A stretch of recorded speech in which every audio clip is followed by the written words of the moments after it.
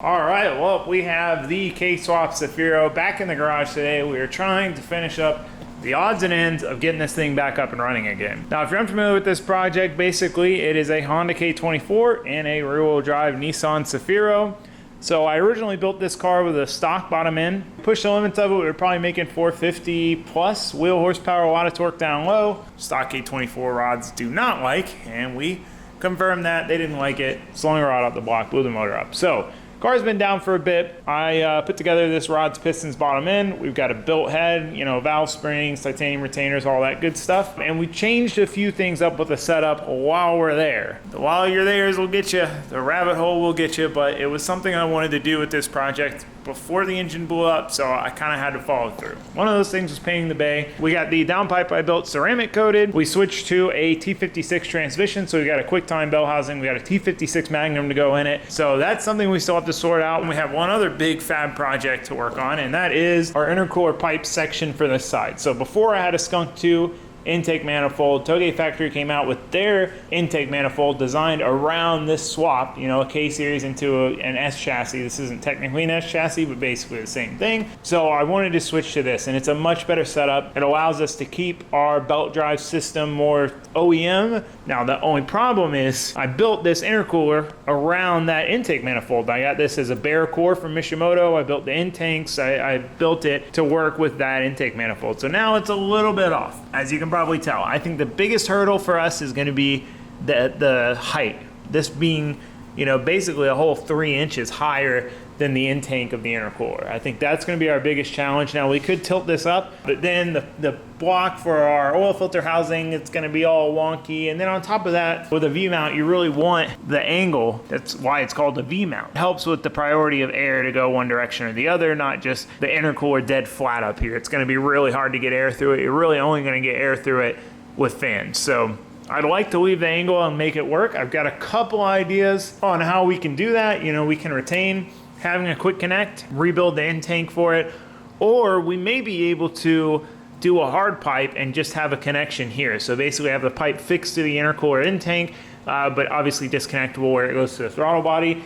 That would work, considering the intercooler is so easy to get out and it's V-mounted and all that stuff, but we won't really know until we start trying. So that's what we need to do. That's where we're going to start cutting and mocking some pieces up and see if we can't get this intercooler hooked up. So we started pulling out some of our material. We've got this Mishimoto 3-inch U-bend. I've been using a lot of Mishimoto's universal material lately. I really like it. It's all solid, consistent quality.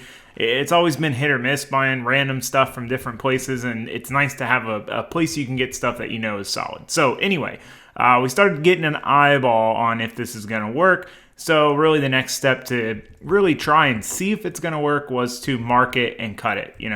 Trying to mock it up in here, we can't get an accurate representation. So went ahead and cut it on the bandsaw. It opens it up to a pretty wide mouth, as tight as we had to cut it. But looking at it, it looks like it's going to work. It's going to be tight. It's going to be a struggle, but it seems like it'll work. We just need a little pie cut to kind of get us a kick back in the other direction. So normally I would cut a pie cut out of a straight section, but I didn't want to waste a straight section to cut one pie cut out, so we just cut it out of the U-bend. And bada bing, bada boom, we've got a pretty good shot at making this work. We can get it pretty well lined up. So I went ahead and threw this thing in the vise and tried to basically clamp it more oval, because the intake's only 2.5 inches and it's a 3-inch pipe. So once we got that done, we got it about where we wanted it. It was time to clean everything up on the belt grinder. I like to round off all of the edges and just make everything smooth. And in this case, I was trying to get this thing as flat as possible. The flatter it is, the better luck we're going to have. This is going to be an awkward, tricky thing to fit and weld. So I wanted to give it the best chance possible to work. So we moved back in, test fit again, just to make sure we're happy, we're committed, and that way we can mark out our hole. Now this is important, because if we get this hole in the wrong spot, we're kind of SOL. It's going to be very difficult to come back from it being in the wrong spot. So we took a lot of time, made sure that we were happy with where it was and that was going to work.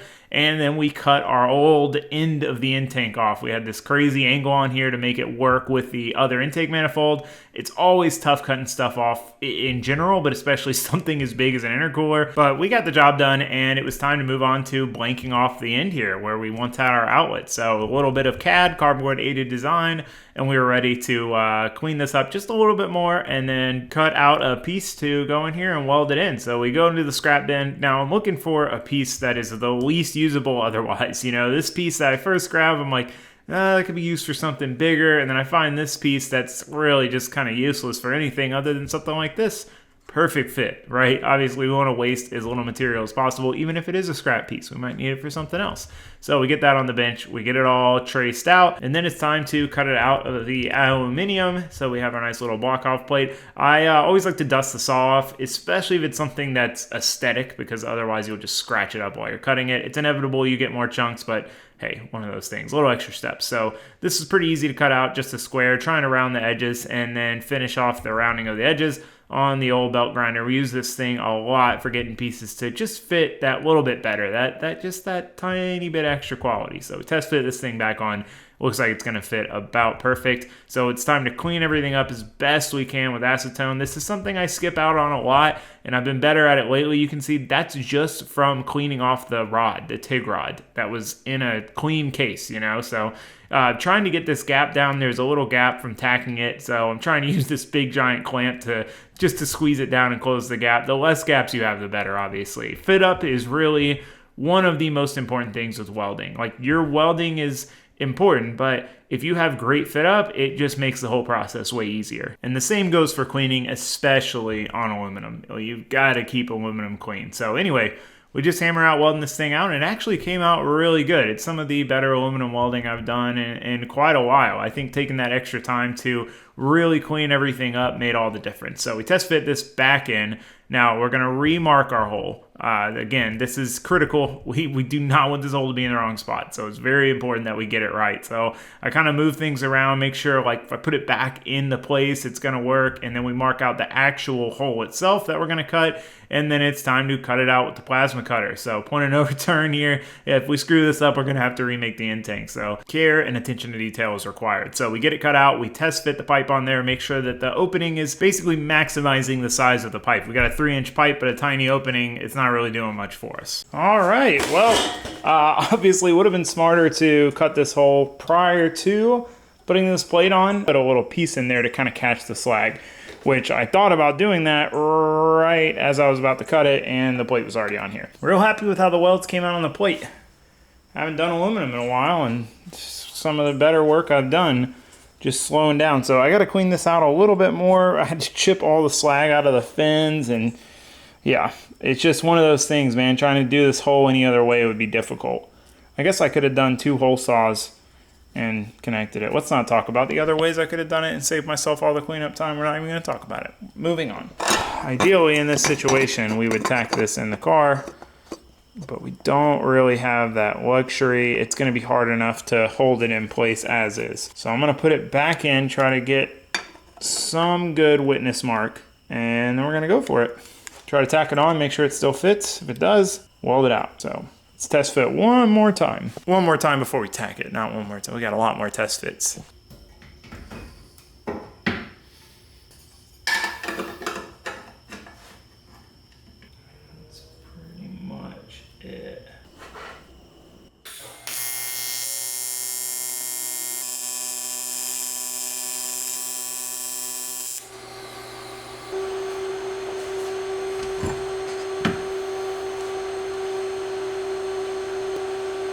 Pretty well lit.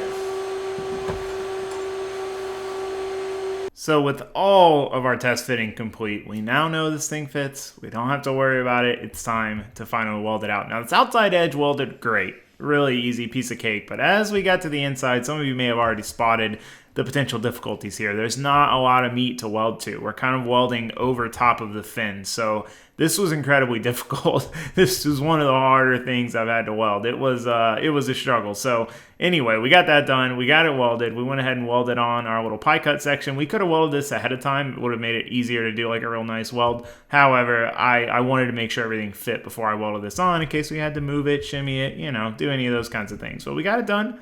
We got the end tank welded up, not without a fight, but we got it done. That's what matters. All right, well, we got this welded on. It was definitely a bit of a struggle. Some of it went really smoothly. Some of it wasn't bad at all. Most of it was okay. The struggles were getting down in these corners. It's hard to run a bunch of stick out with aluminum alternating current because it just kind of, the arc wants to go everywhere. And then over here. So I underestimated how difficult this would be because you're basically you're welding here-ish, but then you're welding over the fins, so it just wanted to melt the fins away, and there was nothing for it to really grab to. So I ended up cutting the tack, tapping it in some with a hammer just to get the side of it a little closer to some meat, and we got it welded. Again, wasn't easy, but we got it done, and it looks good. Otherwise, about ready to put it back on and see what it looks like. I'm excited. This is definitely the simplest route, and yeah, let's just put it on and see what it looks like.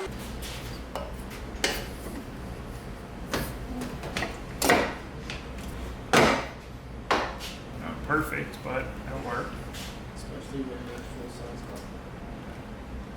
Yeah, well, in this one, this is the stretched end, because this is the end I used on the throttle line before. But it's like, it's straight-ish. It's just like a little offset to the left. But with a clamp, that'll be fine. And it can't go anywhere. It's not like it can blow off. Let's see, we gotta get the full effect here. Wait for the full effect. Close your eyes. The full effect is important. Came to my conclusions, I'm sorry. That looks good. I like it. I like it. I like that way better than the old setup. Dude, that looks good. It's so, yeah, so much better.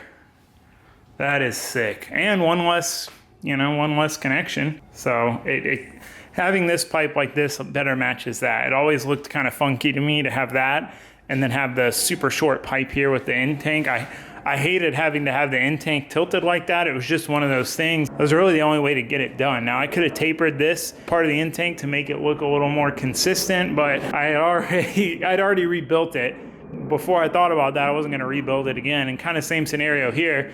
If I built this end tank, you know, an inch wider, this would have been a lot easier. But trying to cut this end tank off and grind everything clean, like that would be a debacle. So I just decided to do it this way and we made it work. So overall, very pleased with that.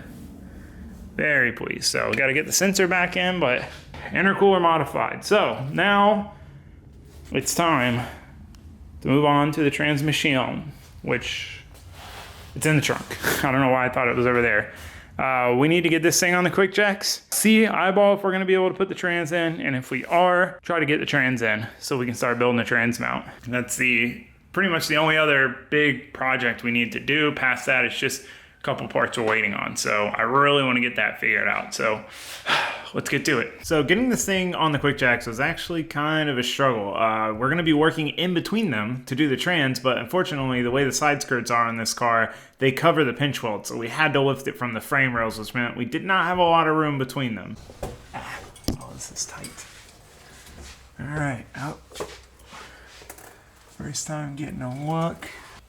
I mean, it's gonna be tight, man. We may need to take the shims out. We should probably do that first. We have the motor spaced up about a ½ inch. I think we're gonna need to drop those shims out. I can measure that. This is what I'm worried about. I think the way this slopes, we'll be able to get the front part of the trans here, but then this slopes down pretty aggressively. Let's hook the hoist up and pull the shims out. I'm very sad to get rid of this shifter. I really like this Toge factory chassis mount shifter. We switching to a more American style shifter, Hurst chrome handle.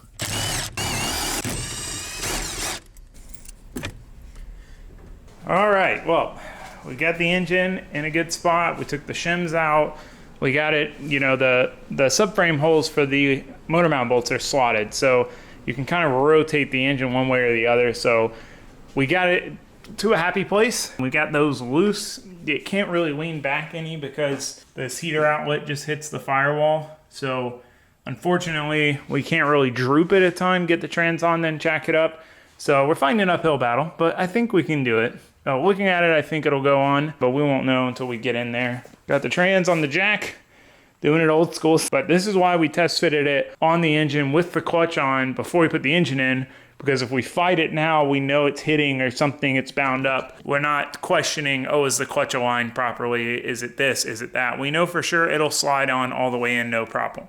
So whether we can get that to happen in the car is kind of another story. So let's give it a shot. So we started the task of wrangling this thing in there. If you know manual transmissions, you know a T56 is not light by any means. And the biggest struggle is there's just no good way to balance it. There's no flat spot on the bottom. So we had to reposition it on the jack a couple times. And again, being the quick jacks being so close together made this also very difficult. Doing the whole leg jack method, and it was not easy. It was not easy. It never is, especially the first time you put a trans combination in a specific car. Once you do it once or twice, you kind of learn the nuances, but it definitely fought us a little bit. But we knew it would go in. We just had to persist and figure out why it wasn't wanting to go in. All right, well, it wasn't without a fight, but we have it mated up, flush, dowels are in.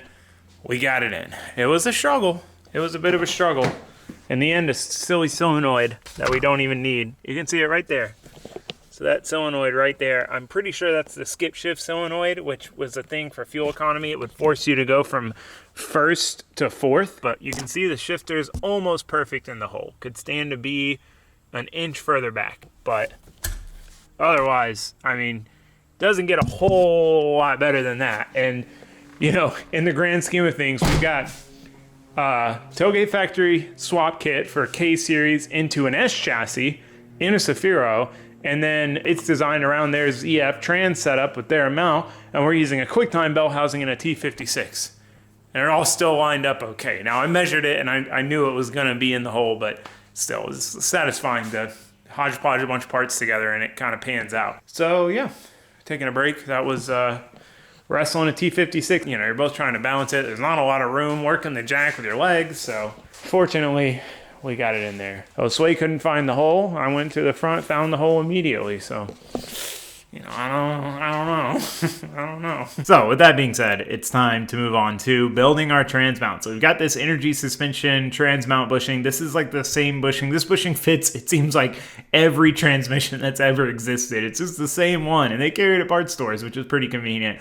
So, we get that bolted up, start looking at how we want to do this. It's not an easy mount to build. It's definitely got some complications. So, first, we make some templates of basically the mounting location on the car. So, we know kind of what the footprint of that is and what we need to make to go there, and then we cut our pieces. We just decided to start doing this piece by piece. So this first piece that we cut is going to be the leg back from one of the chassis mounts. So we get that in, get an idea of if it's going to fit on the face of it and if it's going to come back far enough, since the trans mount itself is further rearward than the mounts on the chassis. So we get an idea there, okay, that's going to work. It's time to cut the rest of the pieces. So we cut the other leg out. We go ahead and start working on cutting the middle section out. Now, we already had an idea of how we were going to do this, so we decided to cut 2 45s into it and see if we could make this this concept of building this mount work. So we get all the pieces cut. We clean them up on the bandsaw. This is always really satisfying. So pretty much all steel has what's called mill scale on it, and that is always kind of difficult to remove, but just drastically different from some to the other. So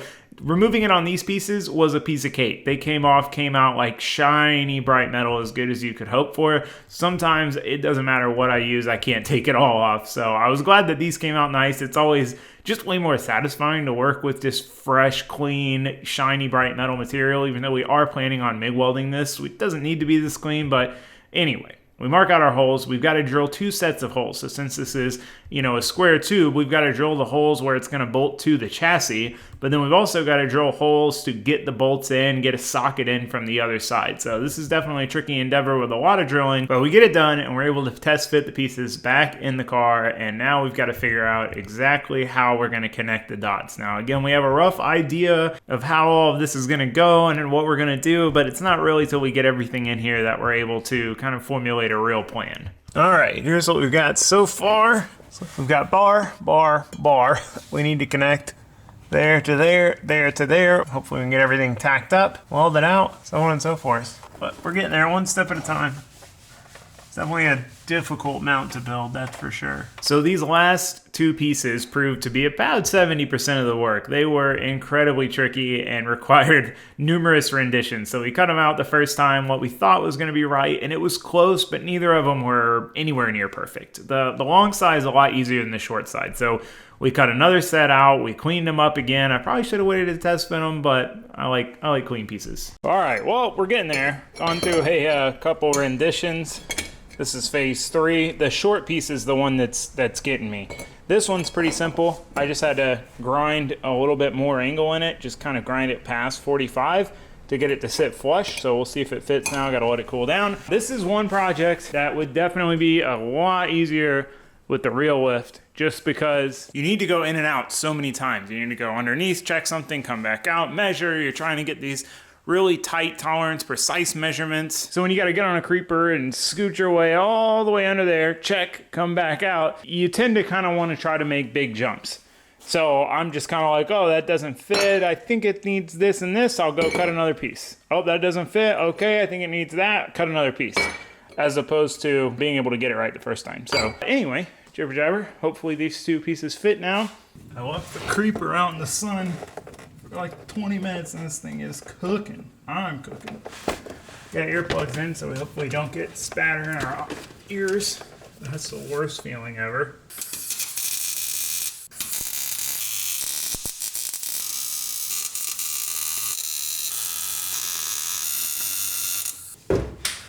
All in all, this came out better than I kind of hoped. I knew this was going to be a challenging thing to make, and making it just out of what material I had lying around. So I'm honestly pretty happy with it. We'll see how it looks when we get it out and see all the gaps and weld it. So far, so good.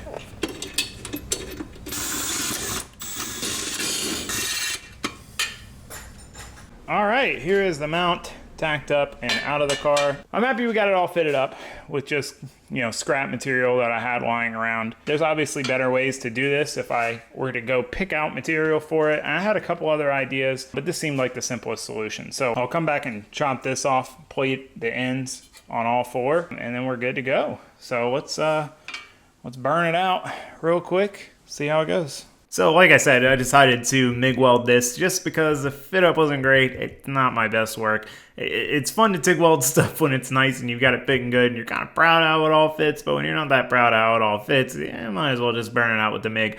Not to mention, I enjoy MIG welding and I'm coming into a lot more projects that would be much easier with MIG welding, and as much as it's way easier than TIG, if I don't practice it, I'm not going to be very good at it. So it's good to get some seat time in the old MIG again and, you know, just burn this one out. So we get that welded. The welds actually came out really good wherever they were a normal weld. Some of the odd spots, not so great. So then it was time to make our little end plates and tack them. So I actually decided to cut these pieces out of the same material so they had kind of a rounded edge, and that honestly panned out better than I could have hoped. It almost made them look like a kind of a factory cap piece. Now I can't take the credit for that as if it was some intentional idea. I just needed something to cap these with, and I didn't want to waste a big piece of flat bar, so I decided to cut up some of the scraps that we had from all the renditions of trying to get those two down pieces, and it just panned out that way. So there were some gaps just because of the rounded edge, but we managed to get them tight enough to TIG weld them, and just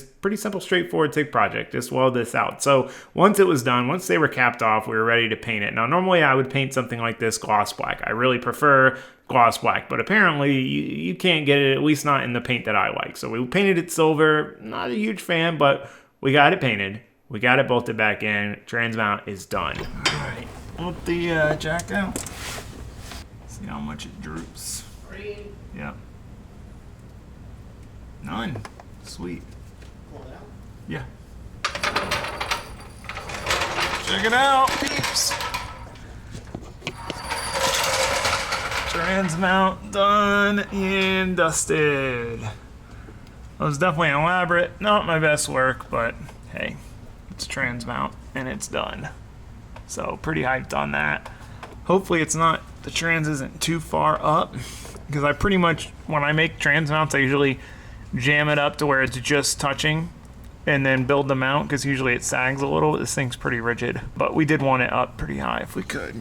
Should get our pinion angle about right. So yeah, I can put the yoke in, measure for the drive shaft, get that ordered, but that is a huge project off the chopping block. Look at that, it looks pretty solid in there. I'm happy with that. All right, well, the car is on the ground with the transmission in it, bolted up, trans mount done. We put the downpipe back on. I'm not sure how much of the rest of the exhaust is gonna fit. Hopefully we don't have to rebuild it, but if we do, we do. At least the downpipe fits, and yeah, we'll get there when we get there. So we're getting there, we're close. Order drive shaft. Once we have the drive shaft, all we're waiting for is the throwout bearing. Then we're gonna pull the trans back out, put the throwout bearing on, put the trans back in, put the drive shaft in, hook up some wires, and we're ready to party. So it's there. it's waiting on parts. But at least now that we've got the trans in and situated, we're able to measure for the drive shaft, get that going, because you know that's going to take a few days at a minimum to get. It feels good to have these parts go from scattered all over the place, engine on a stand or engine taken apart in the trunk, all the other parts in the trunk, transmission in a box, etc., to all of this stuff on the car, engines, and we're getting there, boys. We're getting there. So for now, though, while we wait on parts, we gotta push this thing out of the way, back into the shop, get the vet over here, because we really need to get hammering on that. So I hope to see you guys for that. But for now, that's gonna be a wrap. Thanks for watching. Thanks for subscribing. Goodbye.